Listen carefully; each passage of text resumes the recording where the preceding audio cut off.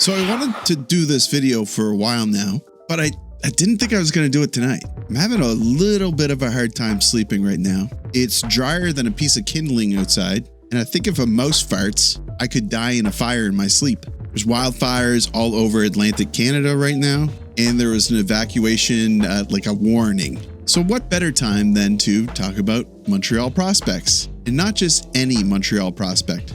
This one might surprise you. Let's talk about it.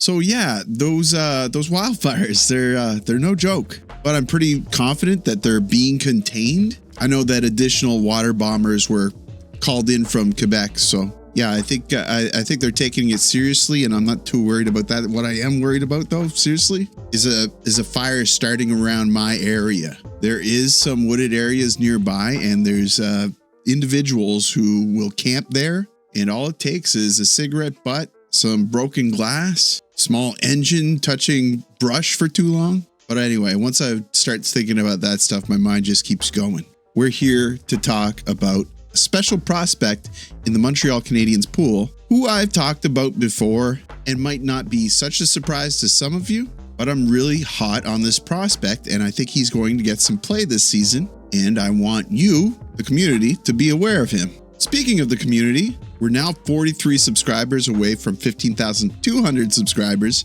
and this continues to be the summer of Whiskeylung. Time to taste the fruits and let the juices drip down my chin. I proclaim this the summer of George. Thank you so much for your support. I really appreciate it, guys. Subscribe if you're not already subscribed, and if you are subscribed, don't worry about it. Hit the like button. Helps me out with probably something that YouTube figured out. So I think a lot of us are familiar with Oliver Kapanen, Joshua Roy, David Reinbacher. Some of you may also be familiar with Owen Beck. And then, of course, some of you might be familiar with Sean Farrell and Massar, Michael Hage, Florian Jacki. The list goes on, and it just keeps getting additions. We're now learning more about Alexander Zrovsky, LJ Mooney, Bogdan Konechkov. Also, I'm not talking about Jacob Fowler. I think we know that he is destined for the NHL one day, but that one day might not be in even the next couple of years. Today, I want to talk about Adam Engström.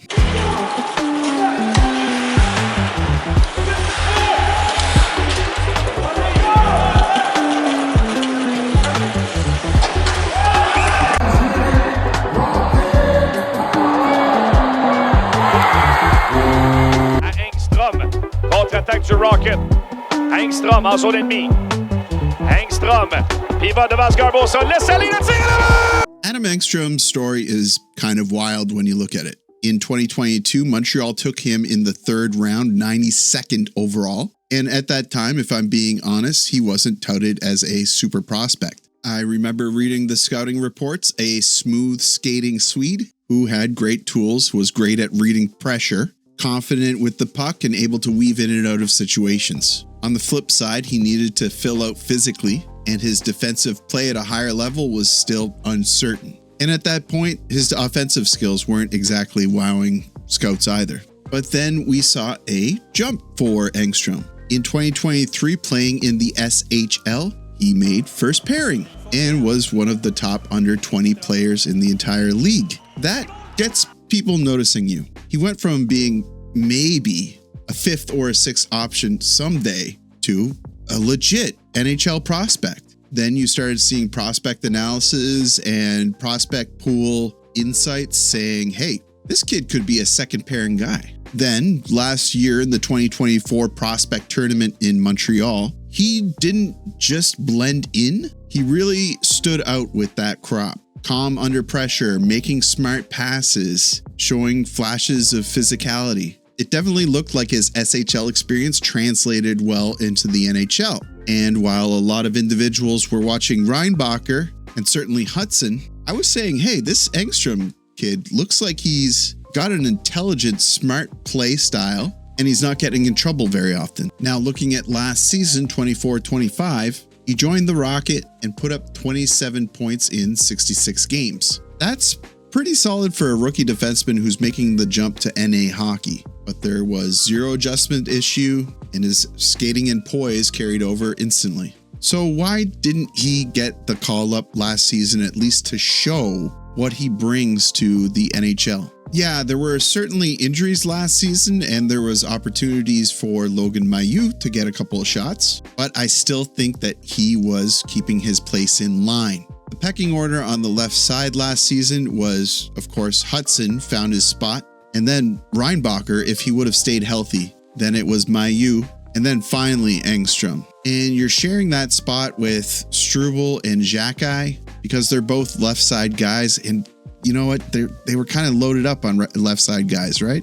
I think management made the conscious decision and said, hey, this is his first year in North American hockey. Let's let him percolate a little bit. He learned the system. He identified himself as being a responsible defenseman, played big minutes, and he got to refine his game down in the AHL before getting the big pressure of being in the NHL. And I think that's important for him. I think that's going to be good for his development. So what kind of player is he? What does he bring to the table? And maybe what's wrong with Engstrom? Engstrom is a smooth skating, puck-moving defenseman. He's a reliable transition guy, and he knows that north is the way forward. He's not going to crush people, although I hope that he might have that within him. He is 6'2", but he's a little light. He's below 200 pounds. And I know I've been critical of defensemen that aren't in North America a bit already on this channel, but can I say that Swedish defensemen, they're not like super heavy hitters. And then if you consider Hudson and Dobson, well, his offensive role, it's going to be pretty limited. So you do want him to be more physical. But on the flip side, if you want a minute munching defenseman who's steady and might be able to fill out the bottom four role, who creates opportunities for those offensive defensemen, hey, you could do a lot worse than Adam Engström. So he might not put up a whole bunch of points, but he might be a shot blocking plus minus guy. So someone who I could definitely see finding his way onto the team, depending on how strong he comes out. The thing is, Montreal has a lot of options right now. Could Engstrom get his foot caught in the door? Here's my prediction. Engstrom is still obviously behind Reinbacher for an opportunity, but Reinbacher is a right-handed D and Engstrom is left. If someone gets injured, if Struble, Xhekaj, oh man, just talking about this, it's painful. But if Gooley gets injured again, heaven forbid, if Matheson or Hudson gets injured, I think that Engstrom is going to get an opportunity.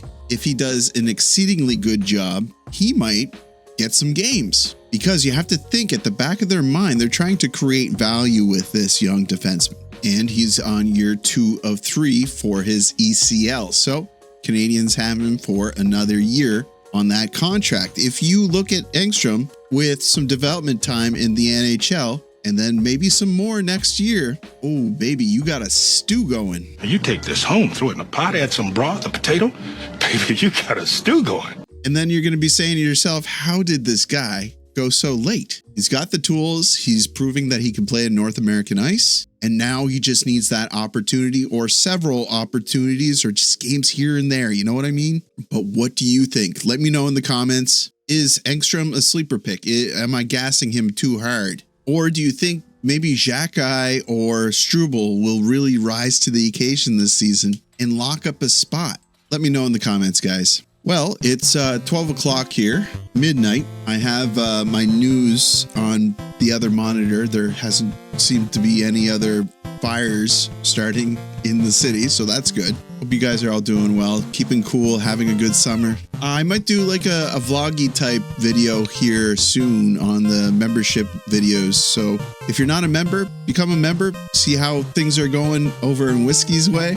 Thank you for everything you do. Thank you for your comments. Thank you for your just positive and kind words and the compliments. Take care of yourselves. That's going to do it for me.